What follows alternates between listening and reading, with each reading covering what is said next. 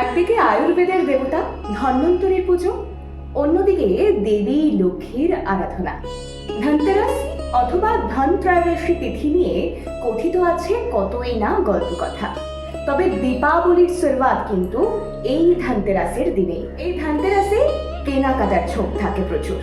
এই যেমন ধরুন সোনা কিংবা রূপো অথবা কোনো ধাতব সামগ্রী। তবে ঝাড়ু কেনার ভিড়ও কিন্তু থাকে চোখে পড়ার মতো। তবে কেন ধনতেরাসের ঝাড়ু কেনা হয় তা নিয়ে আলাপ আলোচনা রয়েছে বিস্তর।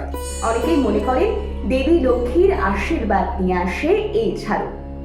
আসলে কথায় আছে না, বিশ্বাসে মিলায় বস্তু, তর্কে বহুদূর। শুভ হোক ধনতেরাস, আরো রঙিন হয়ে উঠুক আলোর উৎসব। আপনার পরিবার সুখ সমৃদ্ধিতে ভরে থাকুক, সুস্বাস্থ্য বজায় থাকুক ঘরে ঘরে।